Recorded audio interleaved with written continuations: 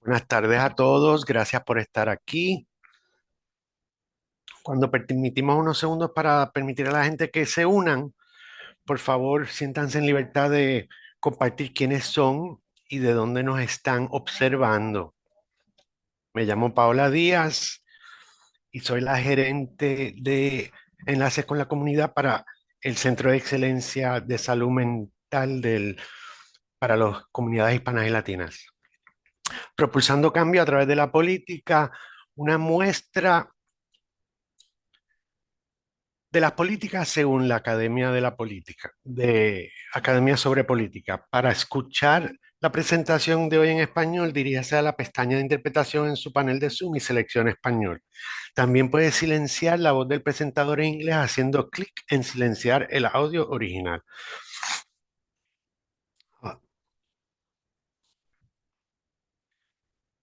Ahora,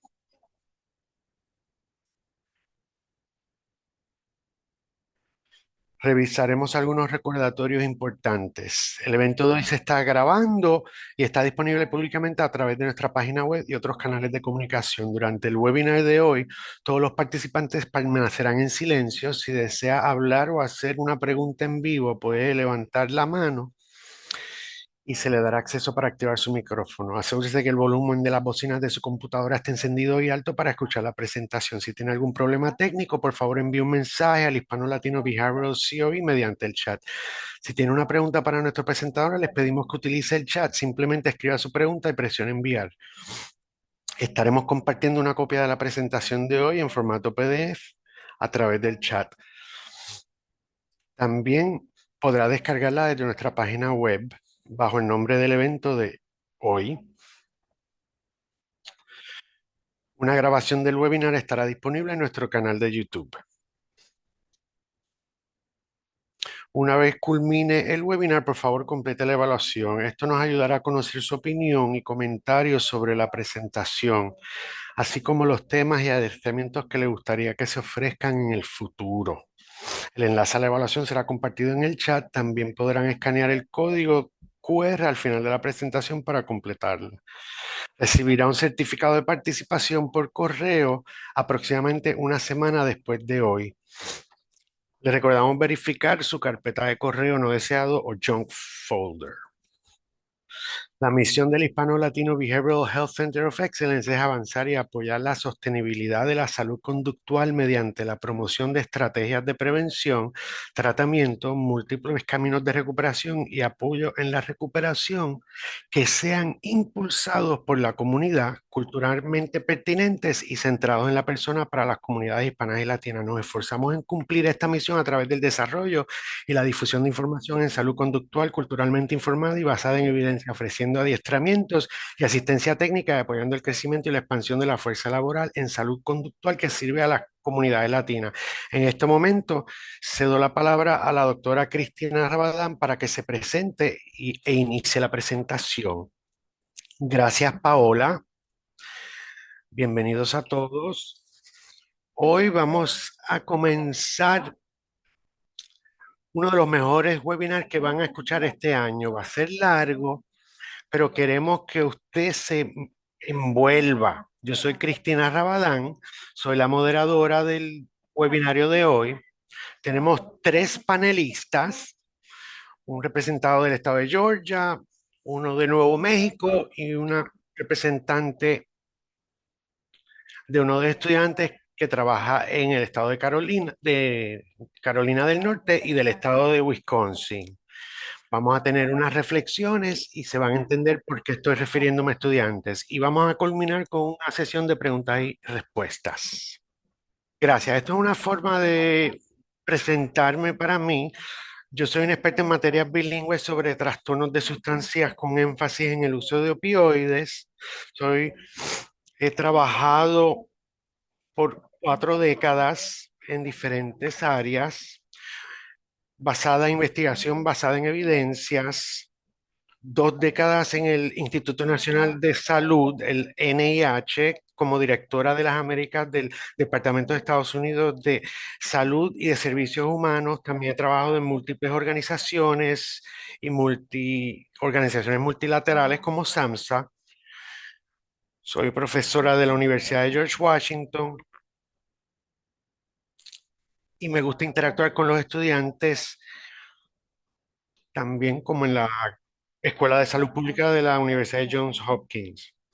He estado involucrada con los latinos la mayoría de mi vida y he tenido el privilegio de servir como consultante en múltiples juntas con las Naciones Unidas, con SAMHSA y otras organizaciones. He sido consultora del Centro de Excelencia que auspicia este webinario y soy uno de las líderes que propulsa la academia de la cual vamos a estar hablando el día de hoy. Lo más seguro escucho un acento.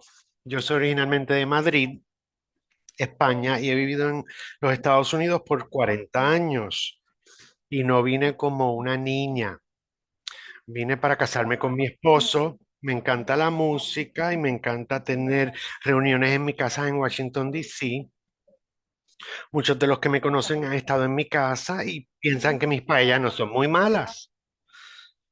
También soy la orgullosa madre de dos hijos, Alex, el más joven, que es un actor en Los Ángeles y vive en Madrid, y mi hijo Jonathan trabajaba en construcción y perdió la vida a los 28 por una sobredosis de fentanilo. Esto es un asunto muy personal para mí. ¿Qué vamos a hablar del día de hoy? Hoy vamos a hablar de las políticas públicas en la academia del Centro de Excelencia que utiliza fondos de SAMHSA. Hemos decidido llamarla la iniciativa Poder para propulsar la salud de los latinos en los Estados Unidos. Estamos haciendo política, enlaces con las comunidades, reeducación y reformas.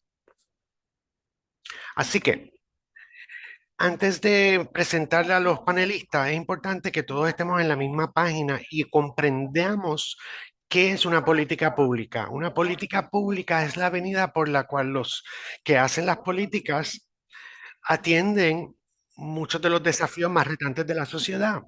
Involucra acciones, decisiones y colaboraciones entre gobiernos e instituciones para atender asuntos públicos como el crecimiento económico, acceso a salud de calidad. Lo importante es que todos, desde los políticos a los servidores públicos y la gente en el Congreso, están envueltas en las políticas públicas. Todos nosotros, o sea, todos nosotros, todos estos individuos, hacen estrategias y usan tácticas y herramientas para propulsar las políticas que defienden.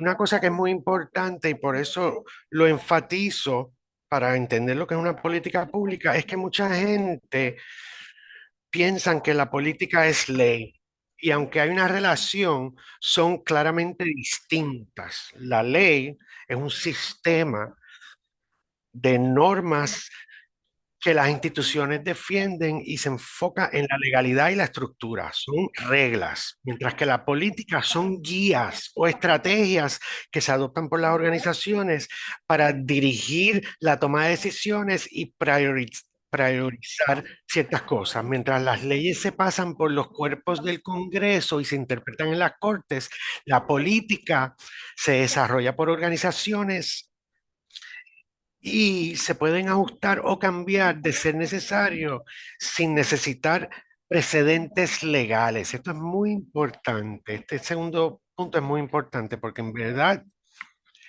es la esencia de la diferencia entre la ley y la política. La ley la defiende los estados y las políticas por instituciones y organizaciones que la han desarrollado. Y el derecho se aplica a todos los individuos de una jurisdicción, mientras las políticas son específicas para las organizaciones, instituciones y ciertos grupos dentro de unas poblaciones. Próxima diapositiva. ¿Qué es esta Academia de Política y a qué responde? Yo estoy seguro que esta data que les presento es muy familiar para la mayoría de ustedes. Así que hemos visto un aumento grande en la población hispana en las últimas décadas. Lo puede ver a mano arriba en la izquierda, que para el 2024 la población hispánica de los Estados Unidos alcanzó 68 millones de personas.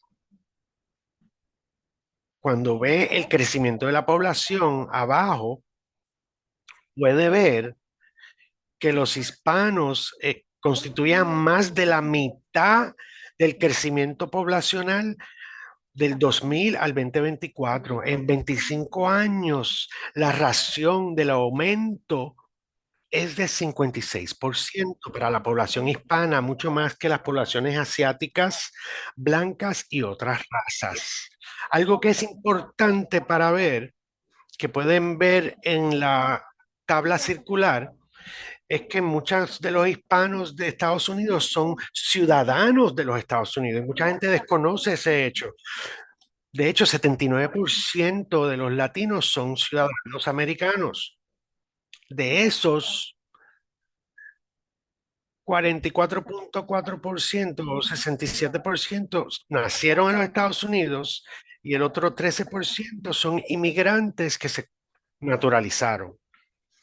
¿Y qué significa esto? Esto significa que en las últimas décadas hemos visto un aumento increíble de latinos en estados que tradicionalmente no tenían poblaciones grandes de hispanos y latinos. Y de hecho, como resultado de esto, hemos tenido que desarrollar ciertos programas conductuales para atender estas poblaciones en crecimiento. Y por eso surge la Academia de Política Pública. Es parte del Hispanic Latino Behavioral Health Center of Excellence, que es subvencionada por SAMHSA. El objetivo de esta academia es para expandir la fuerza laboral del centro para las comunidades latinas e hispanas, para cerrar la brecha entre los requisitos de la población y los proveedores de servicios.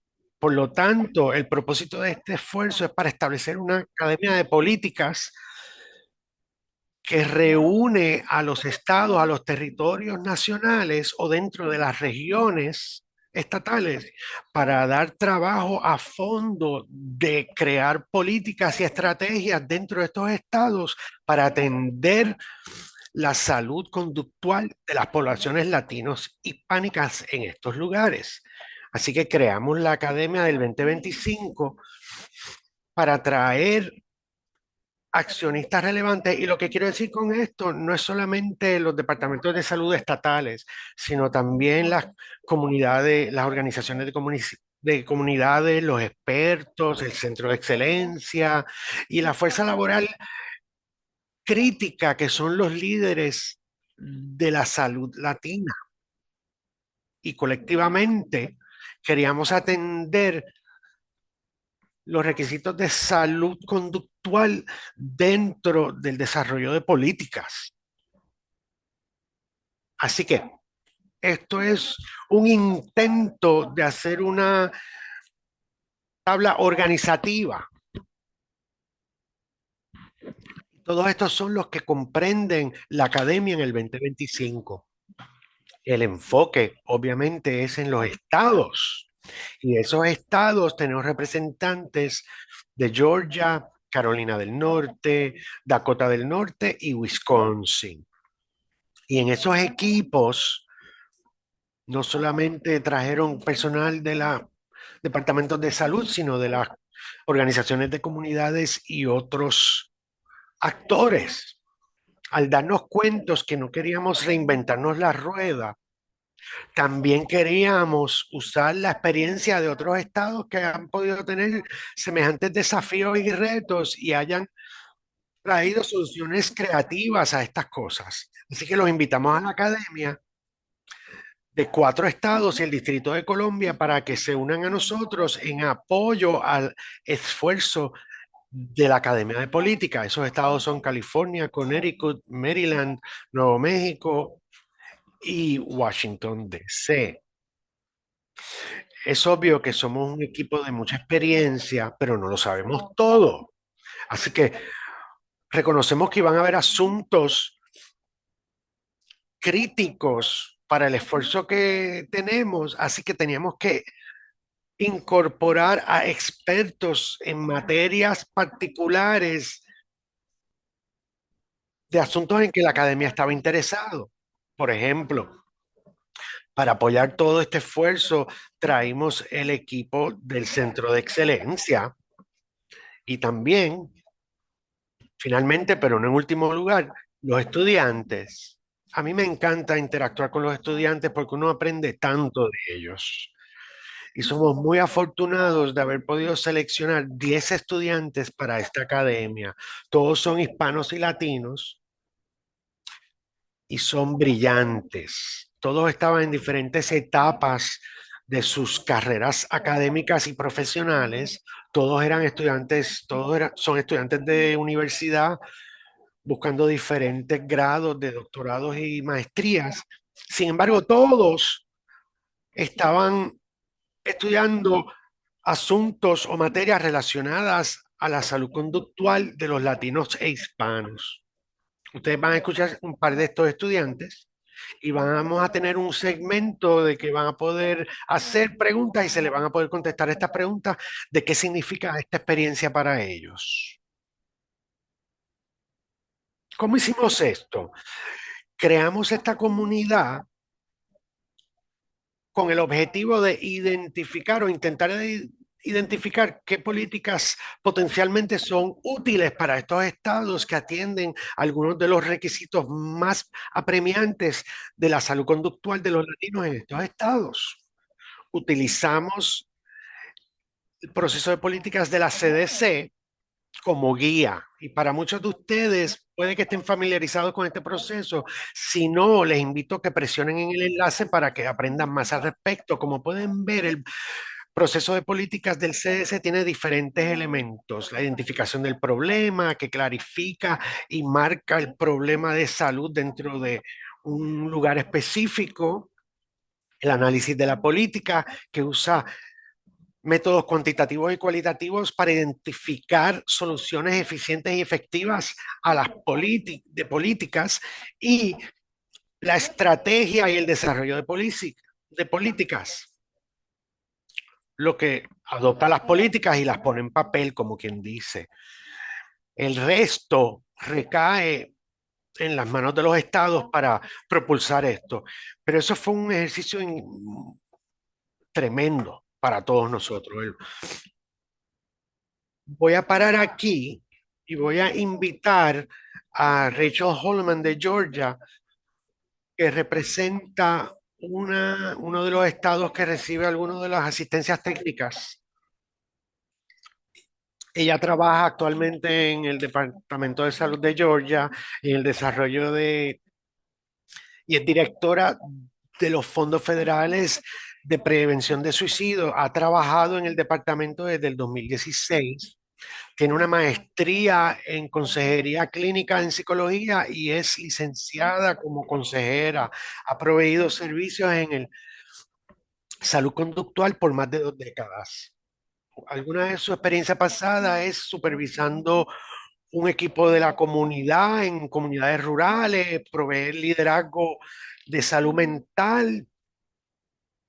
Tiene experiencia sobre eso como directora de salud mental de un centro de detención de juveniles. Ha supervisado intervenciones familiares, como también dar servicios en la capacidad privada para individuos envueltos en el DJJ y en el DFSS. Ha asistido a fincas rurales para donde estar, solicitar y recibir ayuda durante desastres naturales. Ha pasado toda su vida trabajando y viviendo en comunidades rurales en Georgia y el sur de Georgia. La salud mental y los servicios de salud mental en las áreas rurales y en contra del suicidio son muy importantes para ellas. Les voy a pasar a ella para que comparta su experiencia en Georgia, en este esfuerzo colectivo. Rachel, bienvenida. Gracias por tenerme. Ah, yo ya estaba bien emocionado de ser partícipe de este análisis y esta academia. Y una de las cosas que queríamos hacer es trabajar con las necesidades de salud conductual de las comunidades latinas en Georgia. Incluí esta imagen de nuestro equipo porque de verdad fue un esfuerzo colaborativo. Yo estoy aquí representándolos, pero yo no lo pude haber hecho sin mis colaboradores dentro del departamento, mis colaboradores de la comunidad y por supuesto nuestros estudiantes. Yo no puedo, es increíble la ayuda que nos dieron los estudiantes, de nuestros estudiantes para lograr hacer todo lo que hicimos en el tiempo que lo hicimos. Le voy a leer un poquito sobre Georgia. Los latinos son 11% de la población de Georgia. Tenemos algunos datos aquí en esta diapositiva. Quiero resaltar que algo que vimos en Georgia es que la población latina de Georgia es relativamente joven, una edad mediana de 26 años. Eso es una década más joven que el promedio del estado de 36 años. Y algo que quiero resaltar también es que 30% de los latinos en Georgia no tienen plan de seguro de salud y es más que el promedio latino nacional de 17%. ¿Cuál es la situación actual en Georgia? Actualmente sabemos que en cuanto a retos de salud mental, sabemos que el suicidio es la causa número 7 de causa de muerte en los hispanos en Georgia. Otra cosa que sabemos es que hay acceso limitado a servicios de salud.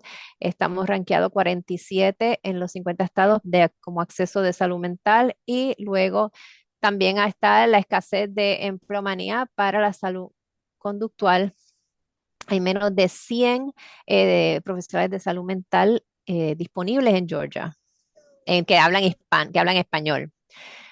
Dada la población latina, la participación del HL Behavioral Health Public Policy Academy fue crítico. Y una de las cosas que queríamos trabajar como parte de esta Academia de Política Pública era, uno, trabajar los espacios de falta de acceso con proveedores de salud mental bilingües y biculturales muy limitados. Muchos de los residentes hispanolatinos no tienen acceso adecuado a servicios de salud conductual y esto pues lleva a que no se aprovechan y hay resultados más pobres. También queríamos apoyar a los jóvenes que se enfrentaban riesgos de salud mental. Los jóvenes hispanolatinos en Georgia son muy vulnerables a los retos de salud mental. En esta población, 49.7% reportan estar tristes o desesperanzados como casi todos los días por 2 semanas o más. Y también queríamos crear confianza en la comunidad y colaborar con organizaciones de comunidad de confianza para fortalecer nuestra participación en estas comunidades. Nosotros Nuestra metodología es- se consistió de dos partes principales, como parte de esta academia y luego para poder darle seguimiento luego de la academia. Nuestra identificación principal del problema era la escasez de empleomanía. 72% de los counties de Georgia tienen escasez de profesionales de salud mental, no solo para la comunidad latina, sino en general. Hay acceso limitado a proveedores bilingües y biculturales. Hay menos de 4% de enfermeras y doctores que se identifican como hispanolatinos. Y nuestro ratio de proveedor a población puede ser tan alto como 1 por cada 15.000 residentes en algunas áreas.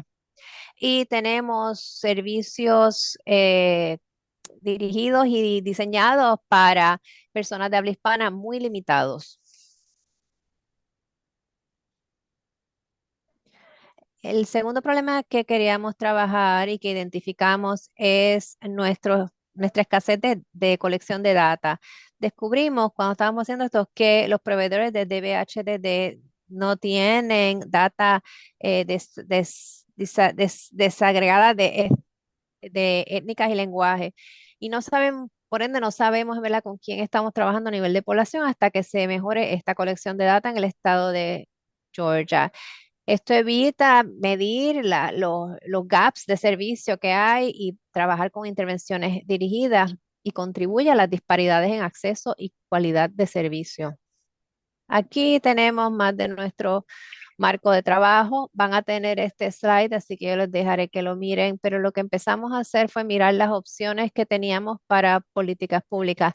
Lo que es, pueden leer lo que es la descripción, cómo determinamos qué sería en el estado de Georgia y luego hicimos todo basado en una escala de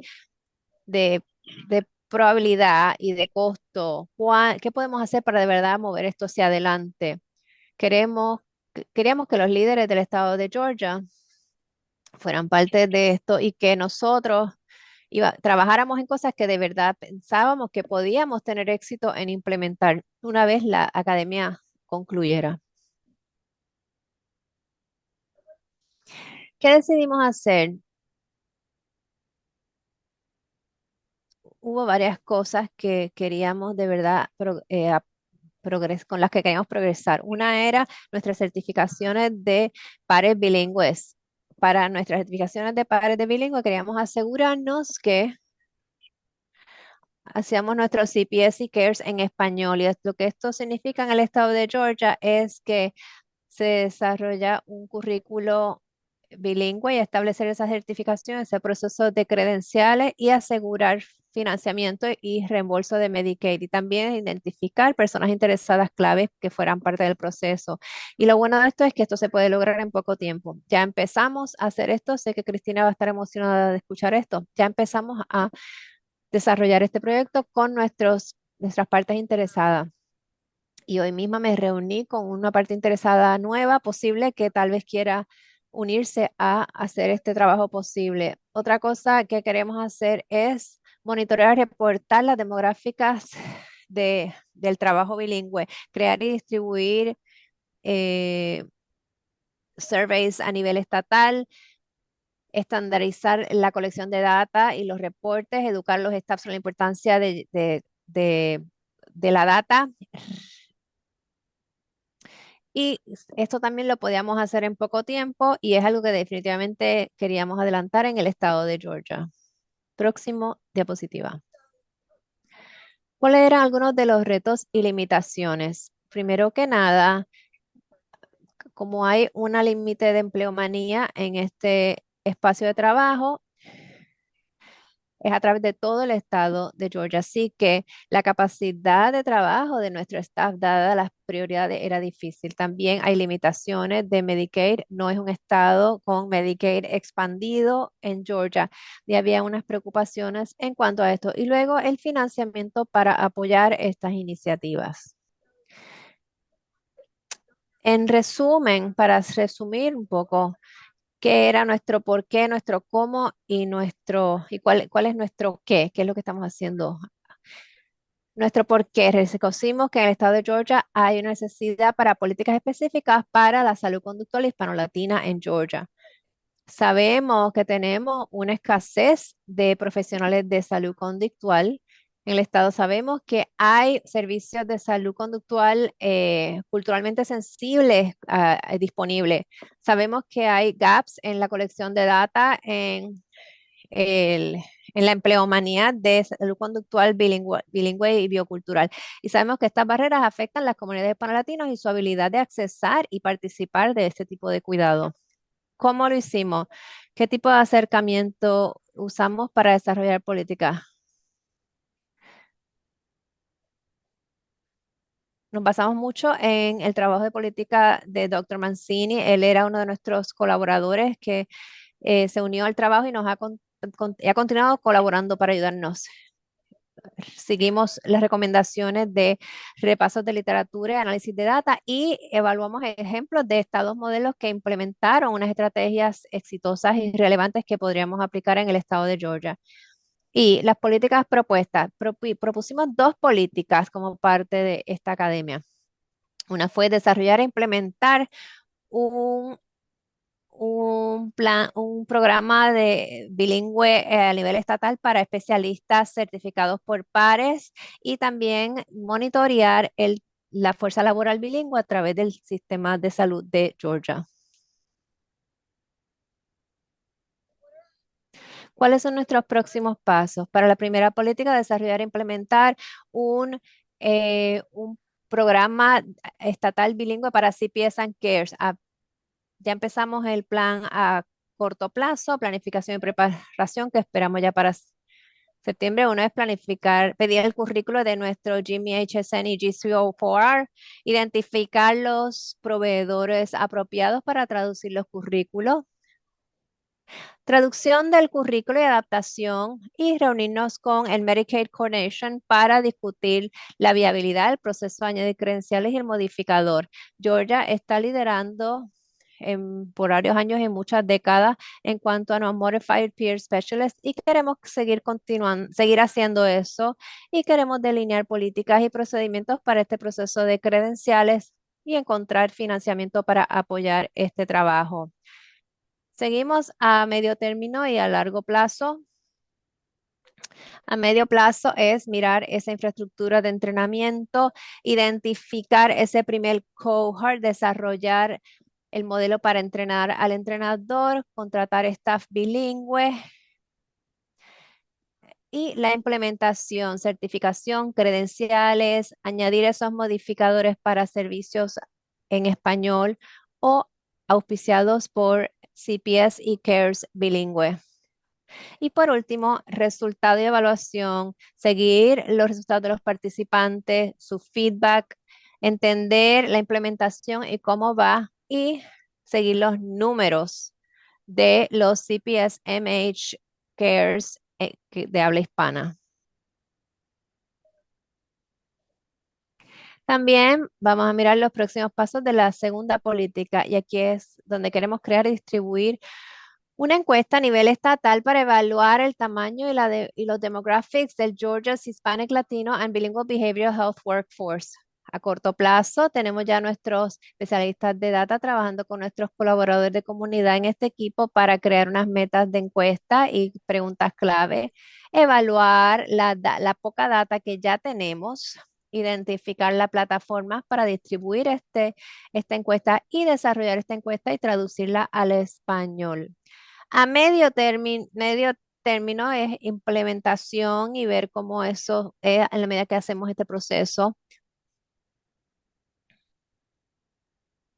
La distribución de la encuesta, la promoción, monitorear las tasas de respuesta por región y tipo de proveedor y la evaluación, analizar la data, identificar gaps clave, crear un dashboard con un mapa y los hallazgos del reporte. Y a largo plazo, seguir tracking y la integración.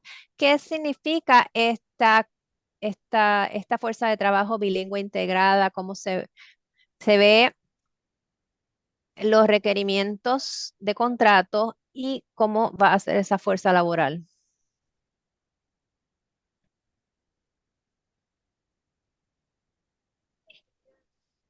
Eso es el final para mí, Cristina. Estoy emocionada eh, pienso que debe estar emocionada que ya estamos adelantando eso. Estaba tan emocionada de compartirlo contigo cuando tuve reuniones hoy. Esto es un timing perfecto para poder decírselo a Cristina. Me conoces muy bien, Rachel. Gracias por esta increíble presentación y audiencia. Si tienen alguna pregunta, por favor, pónganlas en la caja de Q&A. Vamos a hacer eso con cada presentación y al final del webinar vamos a tener un tiempo por si tienen preguntas generales. Pero si tienen alguna pregunta para ti, Rachel, gracias. Me conoces muy bien. Yo estaba pensando, wow, esto es increíble. Pero tengo una pregunta para ti. ¿Por qué eres uno de esos estados que se unieron a la academia? Es relativamente tarde en comparación con otros. Tuvimos ciertas dificultades por los cambios del timing. Fue un poco retante, pero tú definitivamente empezaste a trabajar de inmediato y de verdad te debías unir a las Olimpiadas porque fue increíble y todo lo que has logrado hacer. Mi pregunta para ti es a nivel operacional, desde tu perspectiva. Claramente ya has tenido éxito, saben lo que quieren hacer, hacia dónde se dirigen y están moviéndose hacia adelante. ¿Cuál fue un elemento crítico para el éxito de ustedes? ¿Qué era lo que había dentro de la Academia de Política Pública? Que tú dices, wow, si no hubiésemos tenido acceso a eso o podido hacer eso, no hubiésemos logrado tanto. Si no hay nada, pues está bien. No, yo creo que una de las cosas que de verdad pudimos hacer con la Academia de Política Pública es por obligarnos a mirar de manera más detenida el panorama en Georgia y basado en eso hacer una presentación para el liderazgo ejecutivo en Georgia. Por suerte, teníamos algunos miembros de ese liderazgo, así que en realidad nos ayudó a poder dar ese llamado a la acción en el estado que de verdad necesitábamos para poder echar hacia adelante. Sabíamos esto, teníamos colaboradores que nos habían dicho esto y ya estábamos empezando a tener conversaciones sobre este tema y la necesidad de un análisis de necesidad en servicios de salud mental bilingüe. Esto nos dio el empujón y la oportunidad de verdad ir más a fondo y decidir, ok, ¿cómo vamos a mover esto hacia adelante? Y eso fuimos muy intencionales y pues, si recuerdas, teníamos todas estas ideas. Doctor Mancini nos dio este reporte que nos ayudó muchísimo y de tener una mirada a esa comunidad, pero a la misma vez, desde el Estado, Departamento de Estado, desde esa perspectiva, podemos decir, no queremos hacer esta academia y luego dejarlo ahí. Estábamos mirando entonces cómo podemos, hacia qué podemos dirigirlo, dónde podemos crear una diferencia, cómo se alinea con las prioridades que hayamos identificado en el estado de Georgia. Y estas fueron las dos cosas con las cuales podíamos alinearnos y integrarlo a otro trabajo que también ya estábamos haciendo en el estado. Yo creo que eso es lo que nos va a ayudar a seguir progresando con ello. Gracias, Rachel. Y uno de nuestros estudiantes, Isabel Figueroa, en el Q&A, ella en esa línea de pensamiento dice, me encantaría saber qué fue lo más significativo para ti en esta academia a nivel profesional, a nivel personal. Personalmente, probablemente, y profesionalmente también, nos desarrollamos mucha cercanía con Ser Familia, que es nuestro proveedor más grande para latinos en Georgia. Y desde entonces hemos ido a varios de sus eventos y continuamos creando esa colaboración. Así que yo creo que eso de verdad nos dio una mirada distinta, una perspectiva nueva. Yo he desarrollado una gran amistad con Melissa y ahora tenemos una relación profesional y yo creo que eso fue una de las ganancias más grandes, para serte honesta. Habíamos trabajado con ese proveedor antes, pero de manera muy limitada, así que poder invitarles a la mesa y tener una conversación tan integrada con su organización y luego estar activamente trabajando con ellos.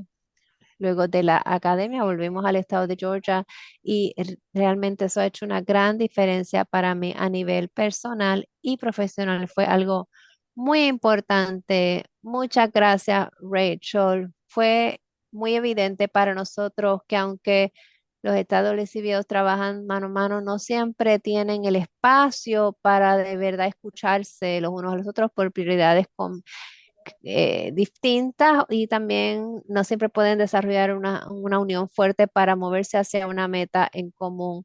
Así que esa es una de las consecuencias positivas que están surgiendo de la Academia de Política Pública, aparte de crear esa comunidad de estados y de partes interesadas. Así que gracias y no seas extraña, manténnos informados de tu propuesta maravillosa. Próximo slide. Bien, de la misma manera que teníamos a Raquel ilustrando el trabajo de uno de esos estados que recibió asistencia técnica, le damos la bienvenida a Travis Leva de Nuevo México, del Departamento de Salud del Estado. Él Él es parte de de esa red en ese estado que hemos creado como parte de la academia. El profesor Leiva es el director de la Oficina de Salud de la Frontera de Nuevo México. De Nuevo México funciona como el enlace principal entre el Departamento de Salud de Nuevo México y las autoridades de salud pública en el estado de Chihuahua y Sonora, México. Además, él es el delegado del secretario de la Comisión de la Frontera de la Comisión de Salud de la Frontera entre Estados Unidos y México. También trabaja en todos los condados de la frontera entre Estados Unidos y México. Tiene un bachillerato en ciencias en salud pública de la Universidad de Nuevo México. Ha publicado numerosos trabajos con el sistema de monitoreo de la influenza entre Estados Unidos y México. También ha sido reconocido por su creación de la herramienta iHeal, la educación y salud integrada para los estilos de vida de adictos, y recibió en el 2021 de la Universidad de Nuevo México el premio por alumno más distinguido del Departamento de Salud y Servicios Sociales. Ha trabajado para el Departamento de Salud de Nuevo México por 21 años, 12 de esos años como el gerente de prevención de enfermedades regionales. Bienvenido. Gracias, Cristina. Gracias. Gracias por esa presentación. Sí, gracias otra vez por participar en los últimos 6 años. He sido el delegado para el secretario de Salud de la Comisión de la Frontera de Estados Unidos y México. Y con estas relaciones fue como me presenté al Centro de Excelencia. Así que gracias al COE y a Cristina y a todos por permitirme participar. Ha sido un placer. Como usted ve en la pantalla, en Nuevo México participamos en la academia como un estado de apoyo. Creo que una de las herramientas más grandes que puede ofrecerle a la academia es cómo podemos apoyar trabajo de salud pública alrededor de los trabajadores en la comunidad. Voy a hablar un poco de las demográficas en un momento, pero los trabajadores de salud en las comunidades es una extensión de los servicios de salud pública de nuestro estado. También hemos podido trabajar con estos trabajadores para reembolsar costos de Medicare y eso ha sido enorme. Una de las cosas principales que ha sucedido recientemente, los fondos se han detenido o han cesado, es un revolú. Y una de las cosas de la cual estoy muy orgulloso es que los trabajadores de salud de la comunidad no han parado de trabajar. Es un programa muy bueno, son unos trabajadores muy buenos para nuestra salud pública y nuestras oficinas de salud pública y su trabajo ayuda a darle servicios a la comunidad, sí, eso ha sido muy bueno. Un poco de lo que nosotros hacemos en las oficinas de salud de la frontera en Nuevo México. Sostenemos las prioridades a través de la frontera sureste que va de El Paso, Chihuahua y Sonora en México. En Nuevo México tenemos dos puertos de entrada con México, uno en Santa Teresa y el otro en Columbus. En Santa Teresa es probablemente el mayor puerto de entrada que tenemos y es el más grande puerto de entrada comercial también para el estado y para la región del Espacio. Pero en adición a la conexión de Las Cruces y El Paso, tenemos otras ciudades pequeñas, hermanas, que tratamos de mejorar el estatus de la salud de estas áreas de seguro. Usted ve una buena foto del grupo que trabaja. Y nuevamente nuestra misión, nuestro papel es rellenar las lagunas de las prioridades de nuestro sistema de salud pública y encontrar las necesidades de nuestra comunidad para asegurarnos de que podemos darle los servicios necesarios que atienden esas necesidades. Un poco sobre la demográfica de los latinos e hispanos en Nuevo México. Como pueden ver, desde data del 2021, Nuevo México tenía la mayoría de la mayor población de hispanos y latinos en Estados Unidos. Teníamos 2,3 millones en todo el estado de Nuevo México. Tenemos mucho terreno. No hay una población tan densa como en otros estados de la frontera. De los 2,1 millones, 3,1 millones de latinos, la mayoría viven en Albuquerque, el condado más grande. Tiene 220,000 individuos. Y digo esto, como todos sabemos, la salud en general no tiene fronteras. Y cuando hablo de la región del Paso Norte, se compone de Texas al oeste, el condado del Paso y también la ciudad Juárez y los condados de Sollana y Luna en el sur, en el norte de México. En esa región estamos hablando de 2,4 millones de personas. Si usted recorta esa región, y perdonen que no tenga una buena ilustración de eso, hay más gente en esa región del Paso Norte que en todo el estado de Nuevo México. Pero como puede ver, la densidad de género, de sexo y edad, la mayoría son de alrededor de 44 años.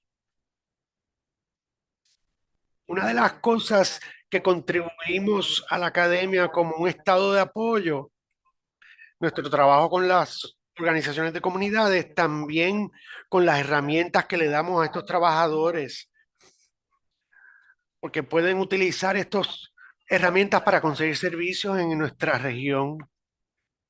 Esto es un programa de trabajadores de la comunidad a través del Departamento de Salud.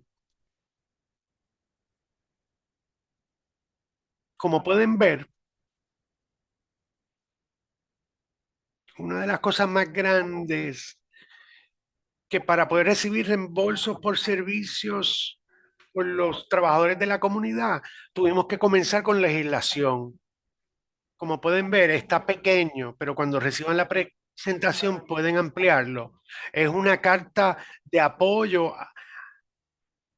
al Centro de Servicios de Medicaid y Medicare, que estuvo aprobado por una autoridad en nuestro estado que aprobó la legislación de los servicios en entornos clínicos para los trabajadores de salud que puedan ser reembolsados. Una vez se aprobó por la legislatura y el Centro de Servicios de Medicaid y Medicare, teníamos una bolsa de herramientas para ver cómo podíamos reembolsarle a la gente de Nuevo México en las oficinas pertinentes. En el programa de Nuevo México creamos un programa de certificación para certificar a los trabajadores de la comunidad de salud, de los trabajadores de salud en la comunidad, que recibirán certificados para que pudieran cobrarle a Medicare y Medicare desde los centros donde trabajaban. Como pueden ver, tenemos, tenemos 400 CHWs en nuestro estado, con muchos de ellos con mucha experiencia, mucha capacitación, mucha educación, pero a pesar de esto, un trabajador que empieza en la comunidad para dar servicios de salud o uno que lleve 25 años dando estos servicios, los invitamos al programa de certificación. Gracias a la legislación, pueden conseguir el certificado para que reciban los reembolsos de Medicaid.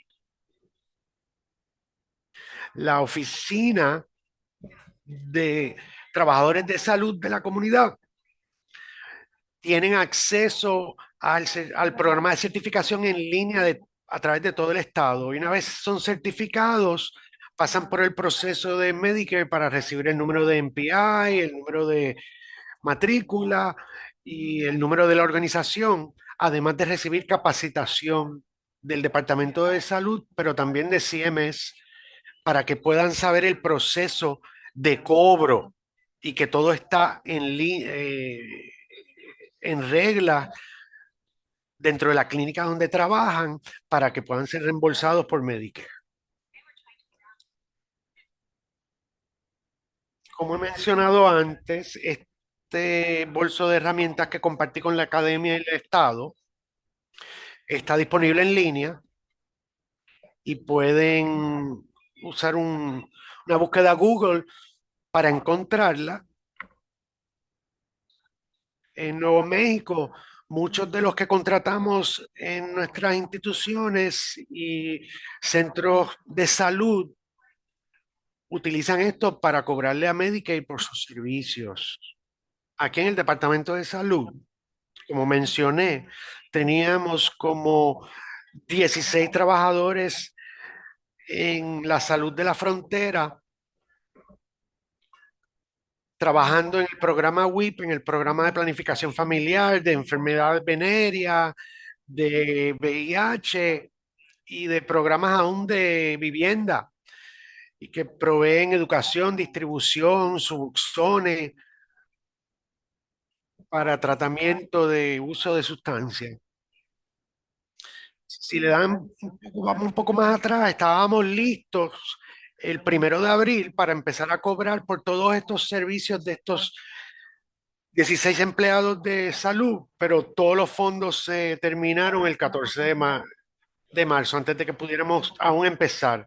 Pero con este documento, compartiéndolo con los estados, se pueden dar cuenta que era una herramienta, el proceso de cómo hacer eso. Aunque no lo pudimos lograr, estamos trabajando sobre él.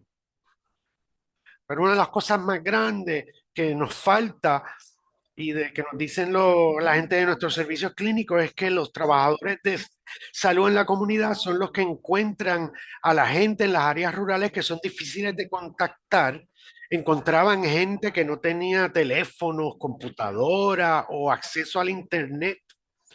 Estaban allá remotos, 2, 3 horas retirados de las oficinas de servicios de salud y poder traer a esta gente a nuestros servicios, unas cosas que logramos, como también clínicas móviles que pueden viajar a través del estado a las áreas rurales para poder ofrecerle vacunas, pruebas de sífilis y ese tipo de cosas. Todo está muy bien si lo hay, pero si la gente no sabe que usted lo tiene, no se aparecen.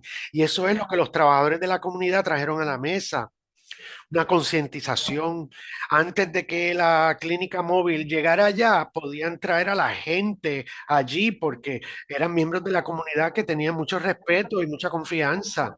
Y aunque no pudimos hacerlo, todavía está ocurriendo y no a una dimensión tan grande, a una escala tan grande, pero estamos muy emocionados que tenemos la habilidad de utilizar a los trabajadores de la comunidad de cierta manera que puede beneficiar a los miembros de la comunidad, pero también a la fuerza laboral.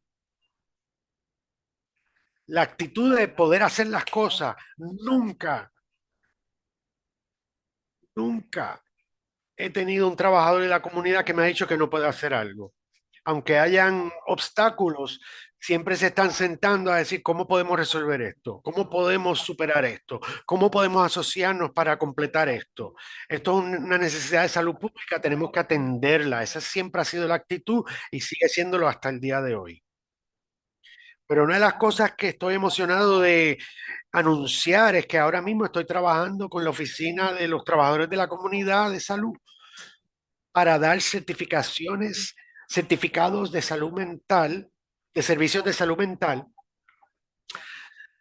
He aprendido muchas cosas de los estudiantes y de los otros estados que están asociados a través de esta academia, que he podido traer mucha información a la mesa en Nuevo México para decirles, mira, esto es una laguna que tenemos, vamos a rellenarla. Ojalá que en un año podamos decir que hemos logrado muchas de estas cosas. Así que estoy muy emocionado del prospecto. Una de las cosas que he mencionado antes, tenemos el número 988 como lo tenemos a nivel nacional, pero una cosa de que los trabajadores de salud de la comunidad estaban haciendo era que podían hacerles preguntas y proveer referidos de salud mental y de uso de sustancias en la región del Paso Norte, porque muchos de nuestra gente vivirán en Nuevo México, pero sus doctores más cercanos están en Texas a media hora o en otros lugares y hemos conectado con esos socios y hemos dicho, bueno, vamos a hacerle el referido para saber qué servicios usted ofrece para que nuestro personal sepa y puedan hacer los referidos acertadamente.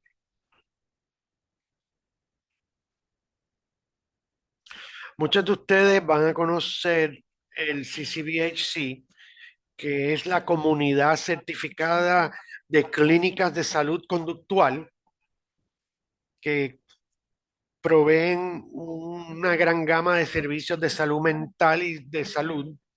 Estas clínicas, que hay 6 de ellas en Nuevo México, una de ellas está localizada aquí en Las Cruces, que está a 35 40 minutos de la frontera del Paso.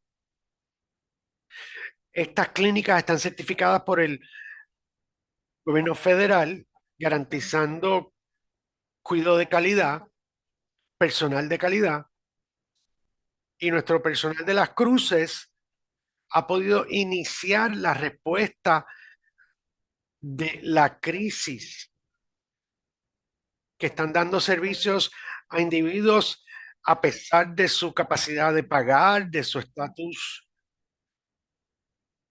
a todos, aquellos que tienen trastornos mentales, con trastornos de abuso de sustancias, han podido proveerle estos servicios.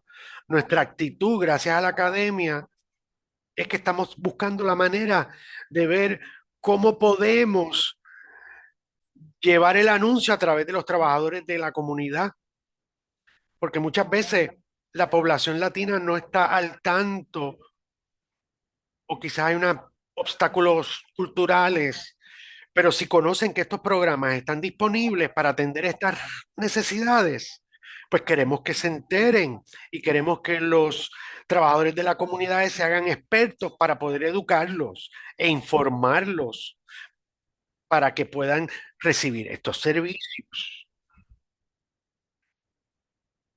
Como mucho que nuestros clínicas de certificado hicieron durante la pandemia, hemos logrado muchos servicios de salud mental y salud pública en Nuevo México. Me parece que eso es todo. Gracias por el tiempo. Gracias, Travis. Tengo una pregunta.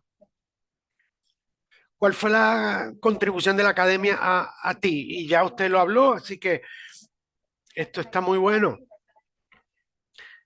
Creo que había mencionado sobre eso, que se aprobó una legislación para reembolsar ciertos servicios cuando lo ofrecían los trabajadores de clínicas de la comunidad, y eso es loable porque nos llamó la atención a mucha gente en la academia, porque muchos de nosotros que trabajamos con la salud conductual de latinos nos damos cuenta del gran trabajo que hacen los trabajadores de clínicas de la comunidad.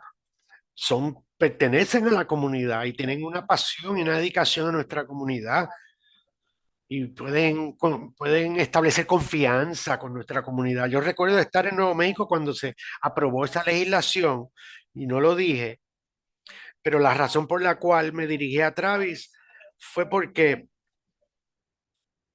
la agencia federal, el representante de la Agencia Federal de Salud para la Comisión de la Salud de la Frontera de Estados Unidos y México, pudo supervisar los 4 estados que pertenecen alrededor de Nuevo México. Y recuerdo haber hablado de todo esto y celebrar que la Comisión de la Frontera aprobó eso. Así que si tiene alguna pregunta, lo puede poner en la caja de preguntas y En la respuestas. vamos a movernos a nuestro próximo presentador. Creo que yo lo mencioné y Rachel también, lo importante que han sido los estudiantes en todo este proceso de la academia. Y les pedimos a dos de ellos que presentaran su trabajo con los otros estados que eran North Carolina y Wisconsin. Así que próxima diapositiva. Voy a invitar a Joshua Villa, que fue uno de los estudiantes apoyando el equipo de Carolina del Norte, que presente el trabajo que ellos hicieron y luego vamos a hablar con él y luego con Jessica sobre su experiencia. Les voy a presentar a Joshua. Es actualmente candidato a doctorado en liderazgo educativo y psicología en la Universidad Estatal de Wichita, en Wichita, Kansas.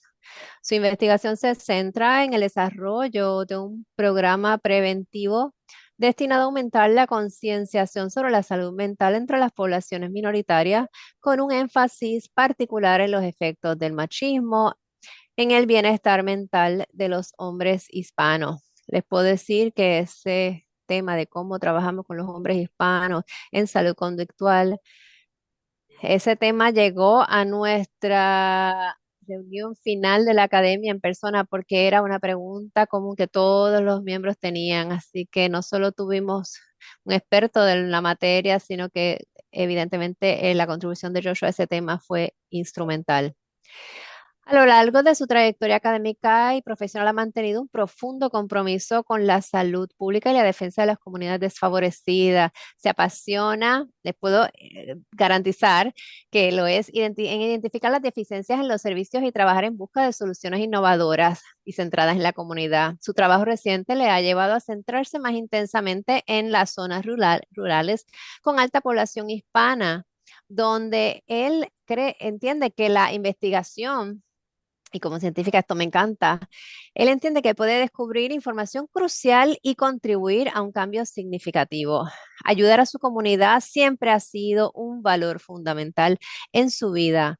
Como primera generación de su familia en graduarse de la universidad y el primero en obtener un máster y cursar un doctorado, él se dedica a utilizar su formación y sus experiencias vividas para ayudar a los demás. Y yo le puedo decir que eso fue muy evidente en el trabajo que hicimos juntos durante la Academia de Política.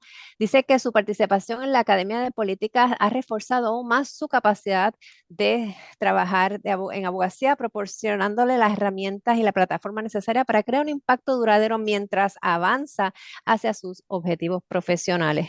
Evidentemente, George, le has añadido mucho valor a la academia, así que te lo cedo a ti. Muchas gracias. Gracias a todos que están aquí hoy y que para aprender del trabajo que hicimos con la academia a través de los meses recientes. El estado con el cual yo trabajé fue Carolina del Norte, trabajando con las necesidades de salud conductual en la comunidad hispano-latina en Carolina del Norte. Quiero presentarles a mi equipo con quien trabajé, Carolina del North Carolina Department of Health and Human Services, Molly Hayes, directora de Clinical Training, Education and Concentration Service en el futuro, y Isabel, mi mano derecha y que me ayudó con todas estas políticas y y, y Public Policy Consultant Fellow en el programa junto a mí.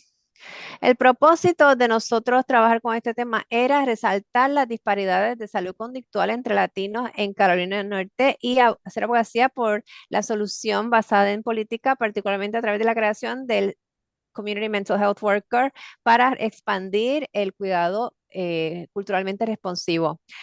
Básicamente era nosotros mirando qué podemos hacer para mejorar y resaltar las necesidades de salud conductual y las disparidades que estábamos observando en Carolina del Norte. Un poco de contexto.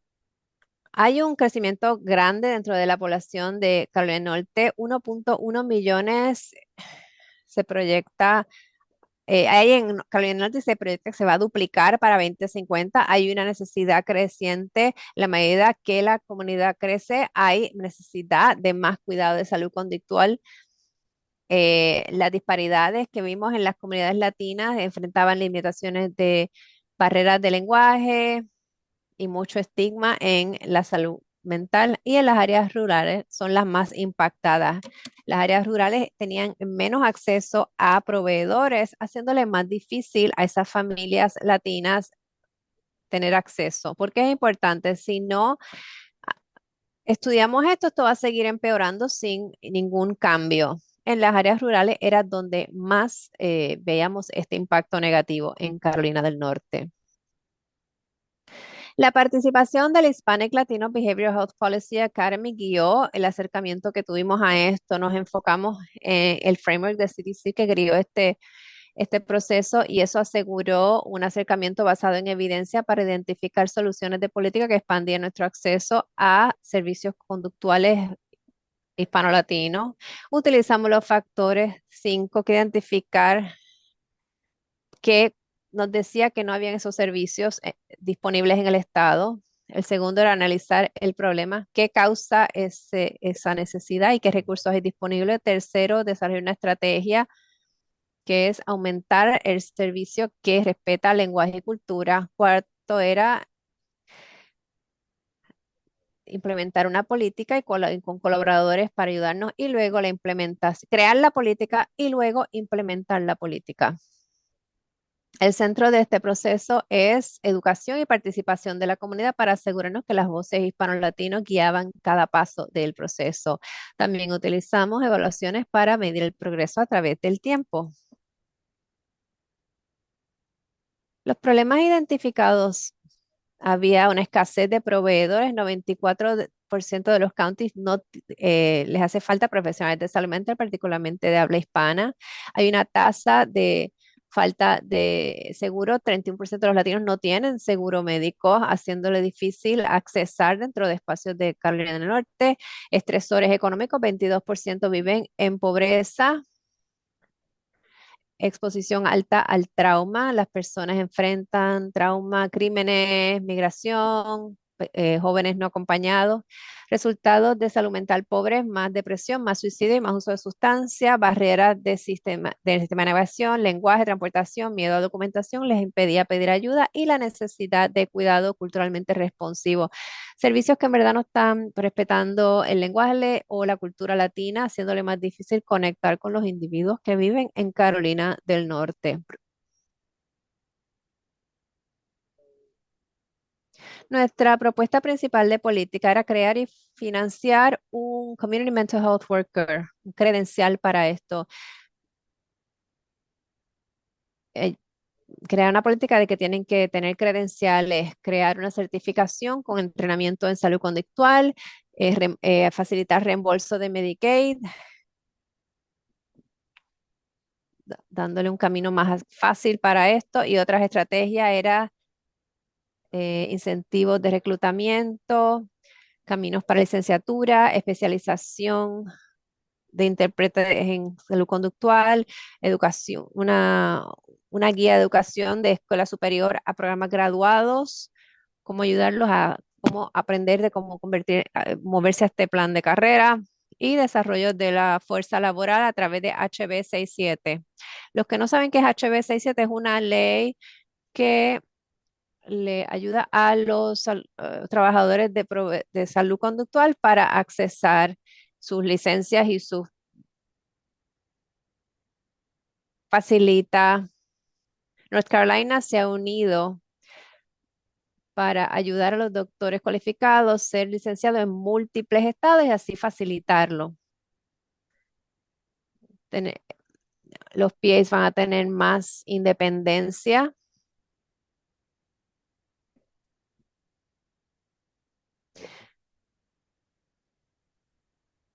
Uno de los retos y lecciones: las necesidades amplias de la comunidad. El rango de necesidades a través de la comunidad era muy amplio para la salud mental, vivienda, lenguaje, laboral. Era muy difícil enfocarlo en una sola política sin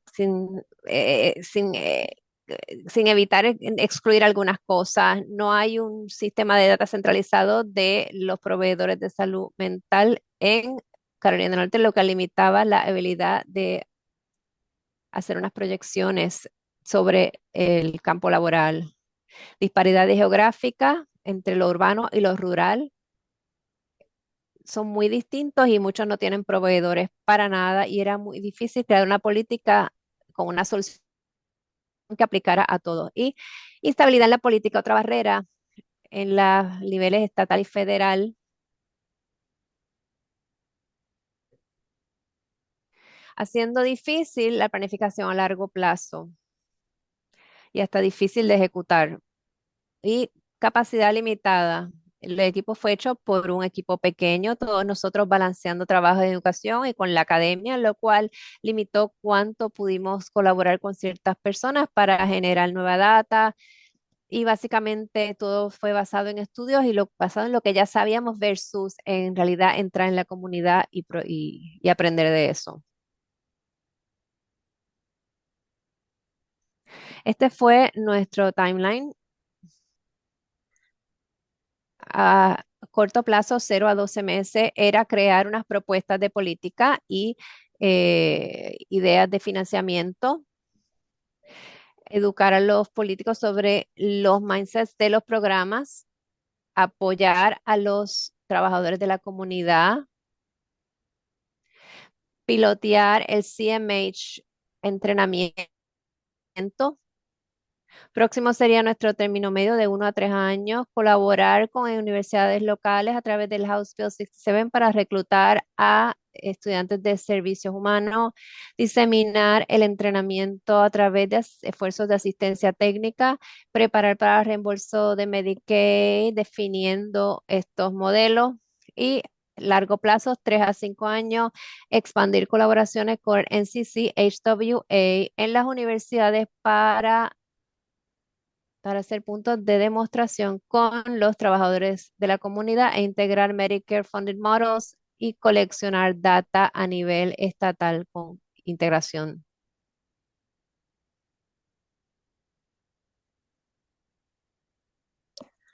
¿Qué aprendí? El Hispanic Latino Behavioral Health Center Fellowship me fortaleció mi habilidad de analizar sistemas de salud conductual, abogar por políticas responsivas culturalmente y desarrollar soluciones colaborativas para trabajar con las disparidades impactando las comunidades latinas. Pude mirar distintas áreas fuera de otro estado, fuera de la ciudad de Kansas y mirar cómo el desarrollo de la fuerza laboral llevado a cabo en distintos estados versus de donde yo vengo. Pude mirar análisis de política y abogacía en cómo interactuamos los unos con los otros y cómo miramos distintas partes interesadas para financiar nuestros programas y cómo tenemos acceso al cuidado de las barreras sistémicas y barreras generales enfrentadas por los individuos cuando quieran accesar cuidado de salud. La comunidad latina es muy importante porque trabajando con colaboración comunidad, en la comunidad es parte importante del trabajo que quiero hacer y creo que es un punto de partida para adelantar dentro de la salud conductual y cómo podemos accesar distintas cosas dentro del campo de salud mental. Gracias. Muchas gracias, Josh. Yo no sé si alguien tiene una pregunta. Pero como vamos a tener un segmento para ti y para Jessica, voy a aguantar las preguntas por el momento. Y si no, tal vez podemos simplemente movernos a la última persona, que va a ser Jessica Cruz. Próxima diapositiva. Queríamos resaltar el trabajo que los estados han hecho a través de las voces de los estudiantes que fueron asignados.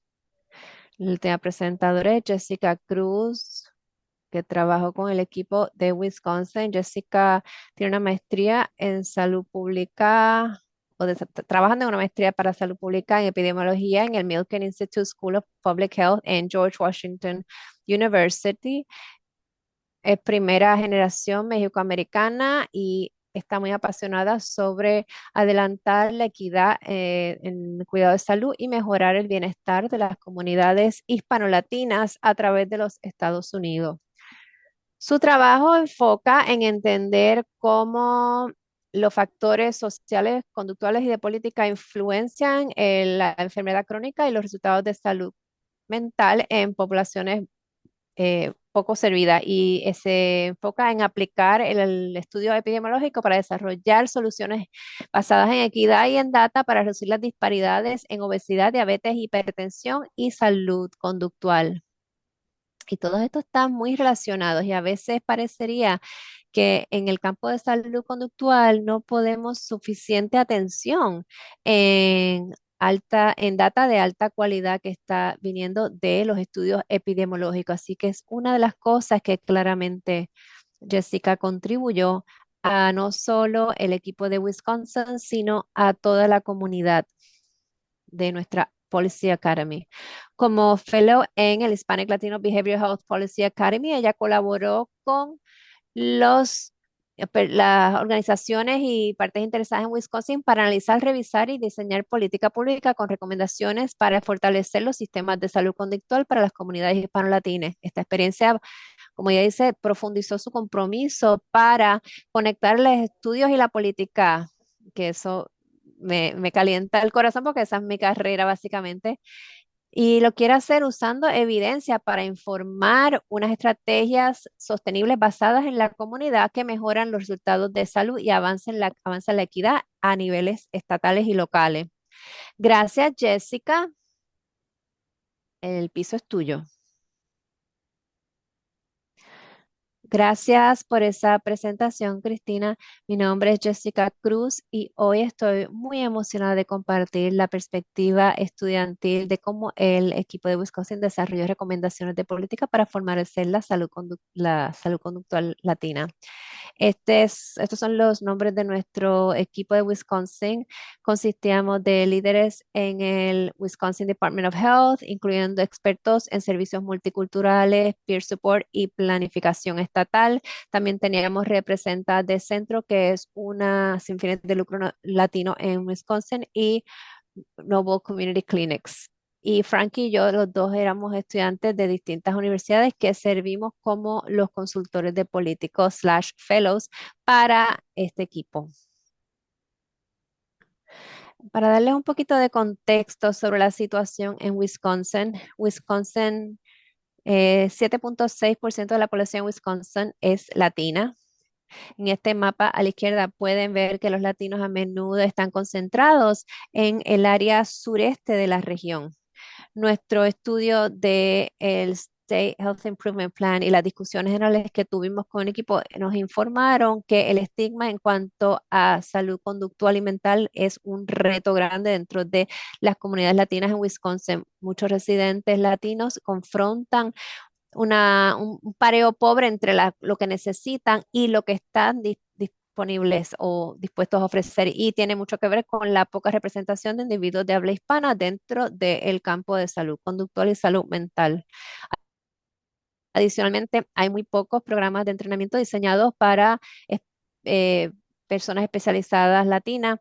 Para darle un contexto, los Certified Peer Specialists o CPS son individuos que tienen experiencia vivida de salud mental o recuperación de abuso de sustancia y que están profesionalmente entrenados y certificados para apoyar a sus pares en este proceso de recuperación. Pero la realidad en Wisconsin es que hay CPS bilingües en el campo laboral son muy limitados y el currículo que recibieron fue muy enfocado en recuperación y no diseñado culturalmente a los hispanolatinos. Así que como estudiante, aquí es como yo más contribuí al principio.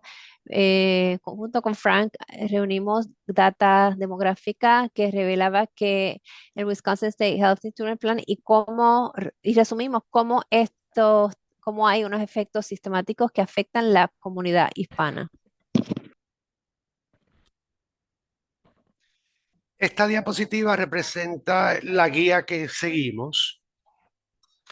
Primero, identificar los problemas, luego el análisis de la política y el tercer paso, las estrategias y el desarrollo de políticas. Desde el lado de los estudiantes, esta guía nos ayudó mucho porque las políticas son bien complicadas, complejas, especialmente si uno no tiene el trasfondo en eso. Así que esto nos permitió entenderlo mucho mejor, más fácil de saber de dónde estamos y hacia dónde nos dirigíamos. Próximo diapositiva. El primer paso, identificación del problema. Primero, el equipo de Wisconsin tenía muchos asuntos como estigma, falta de servicios, quemazón de proveedores, etcétera, pero necesitamos ser más específicos en nuestras metas. Así que a través de conversaciones con DHS, nuestro equipo identificó tres prioridades principales. Primero, el entrenamiento no tiene suficiente contenido de prevención. Enfocamos en recuperación, pero los proveedores no están tan preparados para la prevención. Segundo,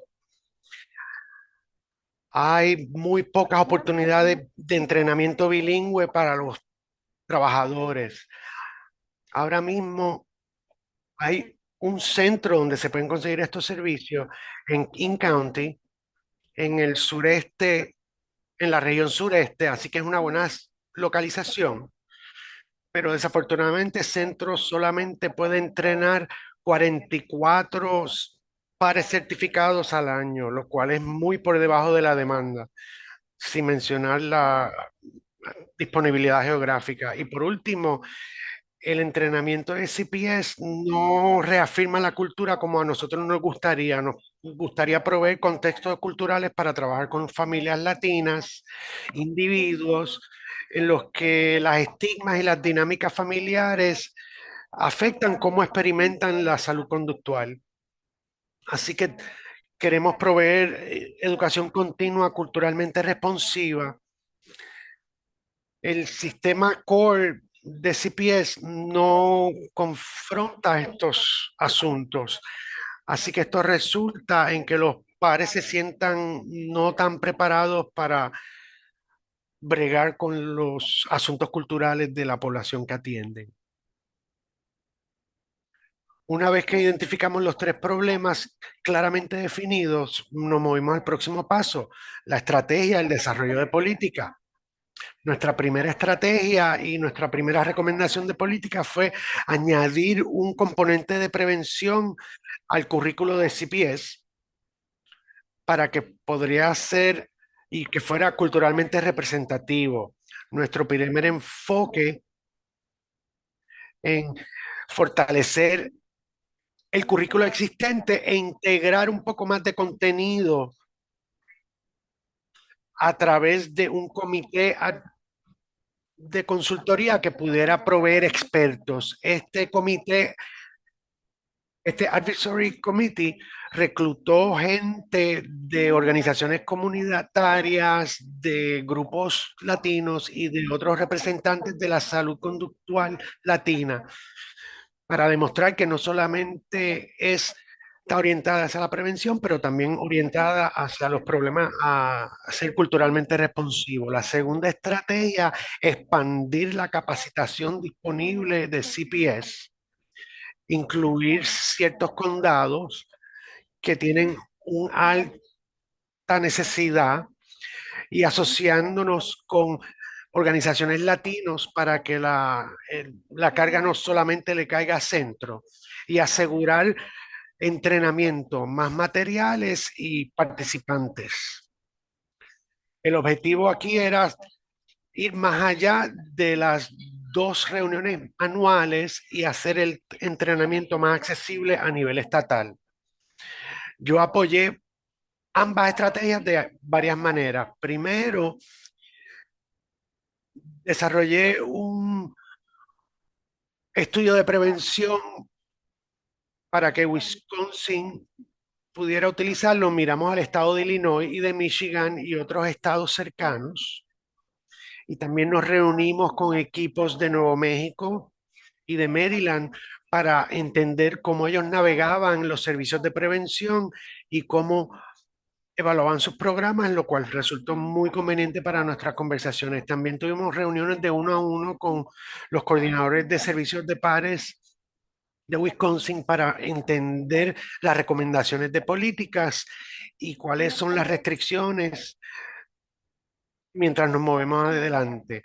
Trabajamos con Cristina Luz y tuvimos reuniones cada 2 semanas para poder implementar estas recomendaciones. Y ahora nos vamos a mover a los retos y a las lecciones aprendidas. Nuestro equipo enfrentó varios desafíos. Esos desafíos moldearon nuestra experiencia y nos permitió avanzar. El primero que quiero enfatizar es que fue difícil enfocar nuestras prioridades en uno o dos asuntos, serlas más específicas. Vimos la carencia de empleomanía y tuvimos que escoger, y diferentes asuntos, tuvimos que escoger cuáles discutir y cuáles ayudaban a nuestros estudiantes a entender que en términos de las políticas hay muchas cosas que hay que negociar y esto fue una lección muy grande que aprendimos.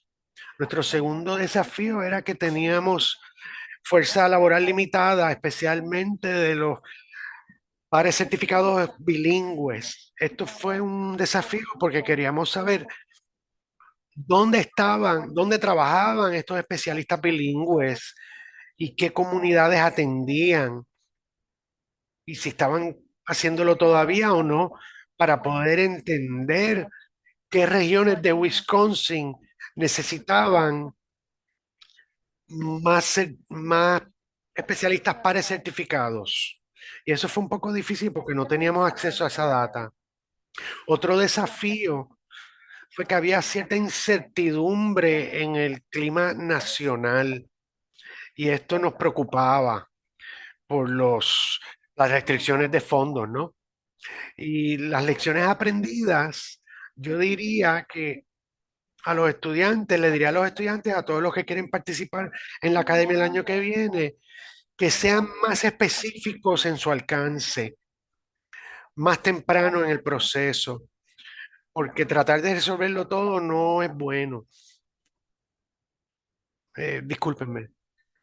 Así que enfocar en un par de prioridades y trabajar sobre ellas va a producir un cambio más significativo. Y segundo, es importante permanecer flexible porque las políticas cambian y también cambian las prioridades y la información sigue fluyendo. Así que hay que estar abiertos a los ajustes y a las aproximaciones mientras uno avanza para incorporar cosas útiles a la academia. Y por tercero, mi lección más valiosa es poder utilizar los recursos que provee la academia. En particular, yo aprendí mucho de DHS en Wisconsin, de los líderes de la academia, de los enlaces y de los estados de apoyo, también de los expertos en salud conductual. Así que poder hacer esos tipos de preguntas y poder utilizar esos recursos hizo que el proceso fuese mucho más manejable.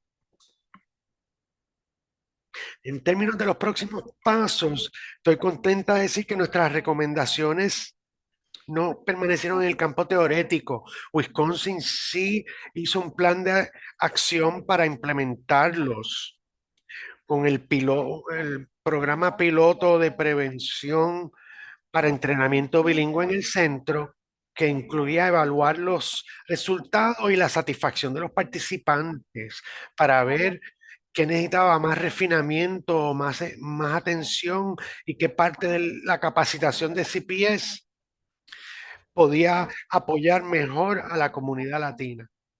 Luego de eso, integramos cambios al plan estatal. Así que los hallazgos del programa piloto se insertaron en este paso. Por último, continuar la subvención de fondos y fortalecer el currículo bilingüe del Estado. Y quería darle un saludo especial a toda la academia con la que trabajé, Lucy Cristina, fueron increíbles, fueron muy buenas en todo este proceso. Su guía nos dio estructura, nos dio pensamiento estratégico y nos permitió ver que lo que nosotros pensábamos estaba alineado con el proceso y con lo que proponía la academia y también con los enlaces estudiantiles, porque poder enlazar con los otros estudiantes de otros estados nos ayudó a anclarnos, porque todos estaban pasando por los desafíos similares que nosotros y tener esos espacios para poder hablarlo, sí desarrolló un sentido de comunidad muy fuerte. Y también un saludo al equipo de Wisconsin, porque son los expertos en política y, y en sus comunidades y estuvo muy agradecida de que nos trataron como colaboradores y no como simples estudiantes. Y también las colaboraciones con los pares de Nuevo México y Maryland fue particularmente útil en la identificación de problemas y cómo ellos se aproximaban a los desafíos, nos dieron ideas de cómo desarrollar nuevas estrategias y un mejor entendimiento de lo que sería factible o no. Y yo hice trabajo graduado, pero lo único que quería decir sobre eso es que yo entré con un poco de trasfondo de política pública y de enlaces con la comunidad, y eso me ayudaron durante la academia. Y esto concluye mi presentación. Gracias por permitirme hablar de mi experiencia y estoy abierta a cualquier pregunta si hay alguna. Gracias, gracias Jessica, gracias. Fue muy conmovedor escuchar cómo nos guiaste por la experiencia desde el punto de vista de los estudiantes, en particular de los desafíos y de las soluciones potenciales. Y nuevamente, vamos a pasar a la parte de preguntas y respuestas al final del seminario, pero queríamos pasar un poco de tiempo con dos estudiantes que han presentado el día de hoy. En parte porque cuando comenzamos a pensar de la Academia de Políticas, queríamos tener elementos críticos y nos dimos cuenta, y yo me di cuenta porque era parte de la facultad y también he hecho estudios en salud pública y política pública, y no necesariamente las políticas se enfatizan suficiente dentro de los profesionales que se mueven dentro de los campos de la salud conductual, mientras nos damos cuenta que es muy importante que ese componente de política pública esté ahí para poder proveer competencia, competencia y experiencia en primera persona a los líderes de mañana. Y también poder reconocer que muchos de los asuntos y desafíos que tenemos en el campo de nosotros es en la fuerza laboral. Queríamos tomar esta oportunidad de darles las herramientas necesarias para no solamente conseguirlas en la escuela, pero también de parte de los individuos que están preparados para hacer políticas dentro del Departamento de Salud y conocer esos desafíos y saber cuáles son los colaboradores que tienen que participar en esos diálogos. Así que Jessica y Josh representan el colectivo de los estudiantes y yo sé que hay algunos estudiantes que están en el público también, así que tenemos un poco de tiempo para los estudiantes y el resto del público que hagan comentarios o hagan preguntas en la caja de preguntas y respuestas para contribuir a esta conversación. Esta pregunta va para ambos, Jessica y Josh. Y algunos han mencionado algo al respecto en términos de los desafíos y los retos. Pero quiero que hablen de la esfera personal, porque todo esto fue en adición a todo lo que estaba pasando en sus vidas. Están estudiando, están trabajando, tienen una vida personal y encima de eso tienen esta responsabilidad tremenda. Así que ustedes saben que fue un proceso muy selectivo y estábamos esperando mucho compromiso y me pregunto si cada uno de ustedes puede hablar brevemente de qué fue lo más retante y lo más gratificante del momento en que fueron seleccionados para la academia o quizás un poco antes, durante el proceso de entrevistas, al día de hoy, hasta donde están hoy presentando esto. Estuvieron algunos meses con nosotros, muchos meses con nosotros, y algo que no hemos dicho es que también queríamos asegurarnos que los estudiantes tenían la competencia y las destrezas o suficientes destrezas sobre políticas que estaban ubicados efectivamente en el equipo, para que cuando la Academia de Política se lanzara, por ejemplo, Jessica trajo un poco de conocimiento, pero algunos de los estudiantes no tenían ningún conocimiento, así que desarrollamos un currículo especial para ellos antes de lanzar efectivamente la academia. Así que regresando a la memoria, ¿cuáles fueron el momento más retante y más gratificante, Josh? Sí, para mí lo más retante, el desafío mayor, creo que fue ajustarme al movimiento rápido de lo que estábamos haciendo e incorporar eso a mi vida, como usted mencionó, entre la escuela y el trabajo a tiempo completo. Eso fue un reto muy grande, tratando de ver qué iba a hacer dentro del tiempo que tenía y participar en las cosas que tenía acceso. Yo me conectaba cuando estaba en el carro y quería interactuar en cualquier momento y quería tener ese acceso. Otro reto que tuve es que yo soy una persona muy social y no estar en el mismo estado, en la misma área todo el tiempo fue un reto grande para mí porque yo me nutro de muchas interacciones entre la gente y cuando nos reunimos en Chicago, eso fue tremendo para mí, eso fue lo que más me gustó. Lo más gratificante fue colaborar con mis pares y otros fellows del programa y ver esas perspectivas diferentes. Pues mencionamos, todos somos estudiantes, pero venimos de diferentes universidades, diferentes trasfondos, y ver cómo conectaba con otros individuos fuera de mi universidad. Porque nuevamente en mi universidad no todo el mundo se parece a mí. Así que el trabajo que se estaba haciendo, que se había hecho entre los profesionales de la comunidad, fue muy gratificante. Así que esa es mi perspectiva y me lo disfruté mucho. Gracias, Josh. ¿Y tú, Jessica? Bueno, lo más retante y lo más gratificante. Yo diría que lo más retante de esta experiencia fue comprender mi alcance como estudiante. Yo estaba rodeado de expertos que han pasado por este proceso una y otra vez, pero yo solamente tomé una clase en política y recibí un entrenamiento de Luz y Cristina por 2 meses, pero no estaba verdaderamente, yo no sentía que estaba verdaderamente preparada para lo que venía. Sin embargo, eso no era cierto para nada, porque cuando sí me senté a trabajar a través del tiempo, me sentí apoderada de expresar mis ideas, de llevar a cabo investigaciones, de facilitar discusiones entre diferentes individuos. Así que sí, primero entender mi alcance fue retante, pero luego fue bueno saber que ese no fue el caso. La parte más gratificante, bueno, pues claro, conocer a los estudiantes en marzo en Chicago y ver todas esas caras. Quiero hablar de eso un poco más tarde. Voy a hablar de otro momento gratificante. Las últimas 2 semanas, antes de la presentación final,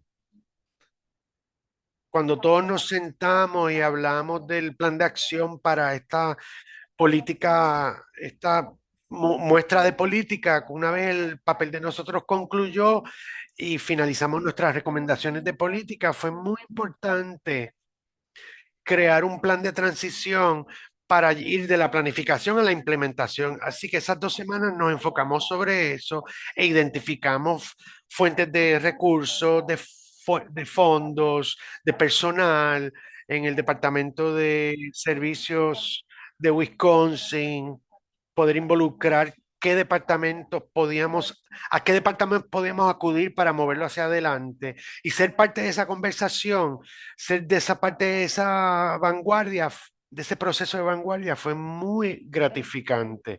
Gracias, gracias. Como ustedes saben que nosotros queremos recrear esto nuevamente en el 2027 y de verdad queremos muchos estudiantes que por lo menos muestren interés en solicitar. Así que espero que esta sea la pregunta correcta. Si alguien pregunta, si alguno de los preguntos pregunta, fue muy bueno escucharte, pero parece que ustedes tuvieron una buena experiencia, ¿no? Creo. No quiero hablar por ustedes, pero bueno, me parece que la pregunta es la siguiente. Si alguien les pregunta, ¿por qué recomendarían para los estudiantes de política pública una experiencia como la que pasaron? ¿Por qué las recomendarían este tipo de experiencia? ¿Cuál es la diferencia? Josh, yo lo recomendaría porque para mí estrechó la brecha entre teoría y acciones reales. Los estudiantes de política pública o de salud conductual nos enfocamos a nivel de las intervenciones del programa. Así que en realidad no nos metemos en profundidad lo que es el asunto y lo que podemos conseguir y lo que podemos investigar. Así que yo recomendaría esto porque nos permite hablar con los estados, con las autoridades, ver qué es lo que está sucediendo, cuáles son los asuntos que están enfrentando, qué tipo de consejería necesitan y por qué están abogando estas comunidades. Me ayudó a aumentar mi apreciación cómo el sistema influencia los resultados y cómo podemos construir sobre eso. Pero nuevamente, como política pública, como estudiante de política pública, solamente lo podemos basar sobre lo que vemos, pero lo que vivimos y experimentamos de otros es muy importante también. Jessica, En la misma línea, yo quiero recomendarlo porque esta experiencia permite a los estudiantes a crecer a nivel académico y a nivel personal también. Como estudiantes fuimos retados a refinar nuestra manera de pensar y navegar un medio ambiente ambiguo y trabajar con algo que es real, ¿verdad? Un problema de política pública real. Y eso resultó ser una de las mejores experiencias que yo he tenido durante mis años de educación. Y también estar rodeado de personas que vienen de trasfondos similares. Yo soy latina, estudiante de primera generación, y me hizo sentir como que pertenecía, como que pertenezco. Y también me reforzó el hecho de que soy valiosa, tengo algo que contribuir y no estoy en las afueras. Ay, me estás haciendo sentir emocional ustedes. Bueno, vamos a alivianar un poco esto. Bueno, mi última pregunta antes de los comentarios y ver qué la audiencia quiere decir, tal vez tengan preguntas para ustedes y para Rachel y Travis.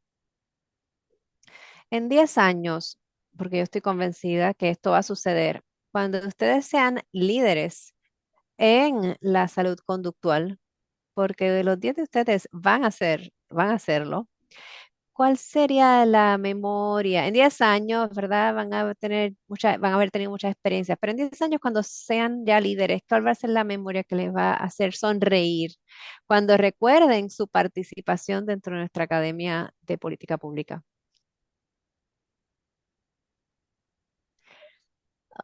Ok, le estoy dando un segundo. Ya se están sonriendo. Yo veo a Travis sonriendo también. Le voy a pedir que, bueno, ok. Vamos a empezar porque voy a hacerle esa misma pregunta a todos, a Rachel y Travis, así que prepárense.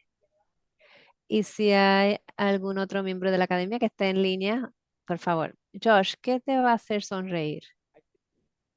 Yo creo que volviendo a las reuniones en persona,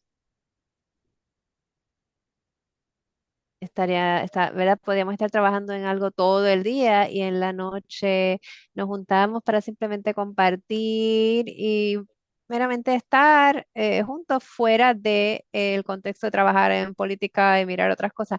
Pero no importa lo que hacíamos, siempre volvíamos al tema de política y esa era la discusión que surgía. Es como que no podemos evitarlo. Y pues siempre nos hacía reír, ¿no? La pasábamos bien y fue tan divertido estar con todo el mundo. Y mirando el éxito de cada uno en la medida que proceden lo que van a hacer después de graduación o con sus carreras luego de la graduación, ha estado ofreciendo guía y recomendación a, por ejemplo, Frank era el que era el único de bachillerato, dándole empujones a Frank de qué escuelas debe ir para su maestría y nada, divirtiéndonos con todos esos temas. Todo el programa fue muy divertido, la pasamos bien. Jessica, ¿qué te haría sonreír en 10 años? Definitivamente, exactamente lo que dijo Josh. Cada vez que nos encontrábamos en persona, la primera vez fue en Chicago, y definitivamente esa fue histórica. Todos tuvimos un bonding de maneras muy naturales y orgánicas y significativas, ¿no? Y bastante rápido. Y eso fue bien agradable porque yo estaba bien nerviosa. Yo diría que cada vez que nos encontrábamos en persona fue bien agradable. La mayor parte del tiempo nos veíamos a través de la pantalla, así que tener esa conexión de la vida es real. Lo hizo una experiencia maravillosa. Rachel, terminando con los estudiantes, antes vayamos a nuestra última diapositiva que va a ser el QR para la evaluación. Las personas pueden hacer sus preguntas. ¿Algo que te haría sonreír sobre esta experiencia? Mira, honestamente, tengo que decirte que nuestra experiencia con los estudiantes, tanto o los que estaban en Georgia, pero en persona en septiembre, yo no puedo resaltar cuán o impresionado estábamos todos los que llevamos en el campo mucho más tiempo del que queremos admitir. Cómo ustedes estar ahí y lo que trajeron a la mesa, lo importante que fue, lo significativo que fue tan refrescante y tan impresionante. Y honestamente, ver el futuro de la salud mental en cosas como esta Academia de Política y ver esta nueva generación, uno empieza a hablar de nueva generación y se siente un poco raro, pero bueno, me dio tanta esperanza sobre dónde nuestro campo de salud mental se dirige. Ustedes nos bendicieron. Todos, nosotros todavía hablamos de todos ustedes y lo maravillosos que son. Por lo menos en Georgia, todos los que los conocimos en Georgia. Y nada, gracias por ser parte de esto, porque estoy segura que habían otras cosas que pudieron haber hecho y escogieron hacer este trabajo tan significativo. Honestamente, Cristina, todavía me hacen reír. Gracias. Y Travis, ¿qué te va a hacer sonreír en 10 años sobre esta experiencia? Primero que nada, me hizo sonreír ahora porque cuando dijiste 10 años, yo simplemente vi la palabra retirado en mi mente porque yo estoy retirado, pero bueno, eh, realmente yo creo que lo que me hará sonreír y me pongo hasta súper emocionado cuando lo pienso es cuando veo las noticias y veo alguna revista o las noticias y veo personas como Jessica y como Josh que están haciendo la diferencia en nuestra nación. Eso es lo que yo espero ver y eso es probablemente lo que me hará sonreír a mí o a cualquier persona entre ahora y entonces, ¿verdad? O sea, mi tiempo en ese centro y si empiezan con esa oración, mi tiempo en el centro en ese programa me va a traer una sonrisa porque voy a pensar, hace 10 años yo fui parte de eso y estos estudiantes es tanta información valiosa que adquirieron, pero también tanto que nos enseñaron. Y yo me fui de nuestra reunión en persona de hace unos meses, me fui sabiendo que muchos de los estudiantes que pude conocer y con quienes pude hablar van a ser esa generación a otro nivel que va a hacer una gran diferencia. Yo creo que es maravilloso. Así que esa es una pregunta buenísima. Gracias por hacerla, Cristina. Estabas hablando sobre retirarse y yo estoy bien cerca de ello. Así que cuando llegas a eso después de 40 años, tú piensas, ay, ¿cuáles van a ser las cosas que en el futuro, cuando ya yo no esté haciendo esto, que me harán sonreír? Y me di cuenta que no hay muchas en 40 años, aunque no lo crean, porque mi trabajo ha sido tan ecléctico, pero hay algunas que siempre voy a llevar conmigo y debo decir que esta Academia de Política y cada uno de ustedes me va a hacer sonreír porque recuerdo la primera vez que nos reunimos y les hicimos acercamiento para ser parte de la academia, había todo esto, todas estas ideas de así, sabemos que debemos hacer eso, pero ¿cómo lo debemos hacer? Y tratando de que todo el mundo participara y se comprometiera fue un reto, por lo que ya habíamos hablado de que había cambio político y otras prioridades en juego. Así que como tú dijiste, Rachel, que tú fuiste bendecida con eso, y nosotros en el centro yo creo que fuimos verdaderamente bendecidos porque no pudimos haber deseado o creado o soñado con un mejor equipo que el que tuvimos representando la Academia de Política. Así que, Paola, si puedes traer la última diapositiva, para que las personas tengan la oportunidad de mirar el código QR y escanearlo. Por favor, llenen estos formularios porque es importante. Y mientras hacen eso, tenemos unos minutitos más y quería preguntar si alguien tiene alguna pregunta en la sección de preguntas y respuestas. Eh, vamos a ver si hay comentarios, preguntas, reflexiones. ¿Alguno de ustedes que son o fueron parte de la Academia de Política? Veo a Alison diciendo que ha estado tan impresionada por estos internos a través de la academia. Les agradezco la oportunidad de ser para ello y poder trabajar con Jessica y Frank como nuestros internos son maravillosos. Gracias. Gracias, Alison.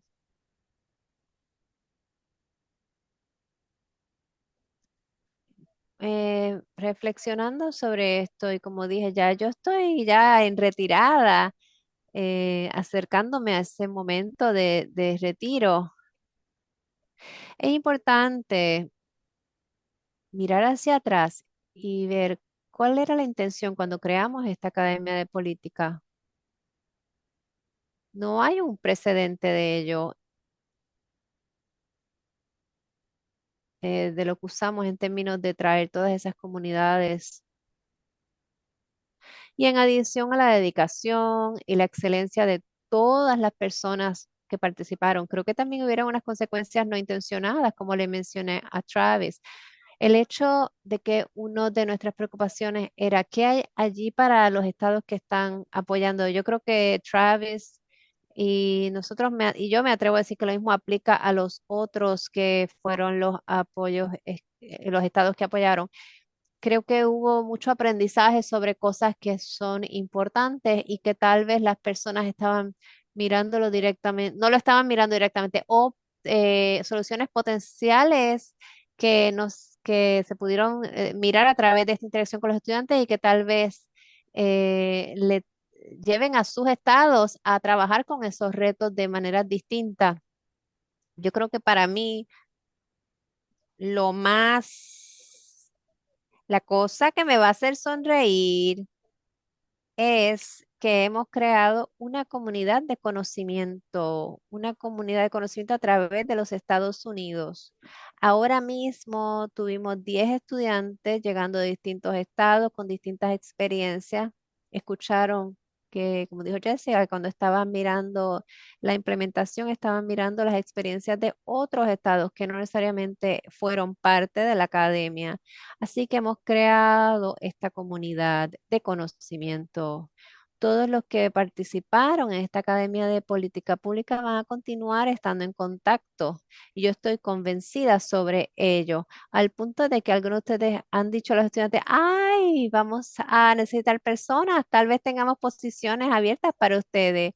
Así que para mí es esa comunidad, esa pasión, ese compromiso y también ha permitido a los estados que recibieron la asistencia técnica de que puedan enfocarse en algo que siempre ha estado muy importante y como dijo Rachel, que no siempre tienen la capacidad de hacerlo. A veces saben que es importante, pero requiere una persona dedicada a ello o unos recursos humanos dedicados a eso con cierta experiencia y conocimiento. El hecho de que fuimos los conectores en el centro de excelencia. Cualquier pregunta o cualquier problema que los estados tuviesen, nosotros nos asegurábamos que podíamos poner personas en contacto con ellos. Así que para mí esas fueron las cosas más valiosas. Claramente también las políticas que vieron presentadas aquí hoy. Y todos los estados ya tienen planes de implementación para moverse hacia adelante, incluyendo Travis en Nuevo México, ya tienen un plan partiendo de algunas de las discusiones de las cuales has participado. Así que yo personalmente, desde donde yo estoy, después de 40 años de experiencia, les digo que esta ha sido una de las experiencias más significativas. La llevo en el corazón, esta iniciativa. De verdad, quiero felicitar a todos que han sido parte de ello. También el liderazgo del Hispanic Latino Behavioral Health Center of Excellence por su apoyo. Y si no hay más preguntas o comentarios, creo que voy a devolverle 4 minutos. Por favor, no olviden llenar la evaluación. Son muy importantes. Y recuerden, ustedes van a recibir la presentación, el PDF, la grabación. Y si les parece que esto fue interesante y que aprendieron algo, que les invito a compartirlo con otras personas. Vamos a empezar a crecer esta comunidad de conocimiento enfocada en la salud conductual, pero específicamente en la comunidad latina. Y sigan a esos estudiantes en LinkedIn, porque un día van a decir, ¡ay, Dios mío! Yo recuerdo a ese estudiante, mira quién es ahora, dónde está ahora. Y recuerden que se los dije. Muchas gracias, gracias a todos los presentadores, todos los participantes. No sean extraños, continúen trabajando con nosotros y alguno de ustedes que no fue parte de la academia y quieren aprender más sobre la Academia de Política, por favor, escríbanos, comuníquense al Center of Excellence. Que tengan una linda tarde, una linda noche y gracias por su presencia hoy. Que tengan un lindo día.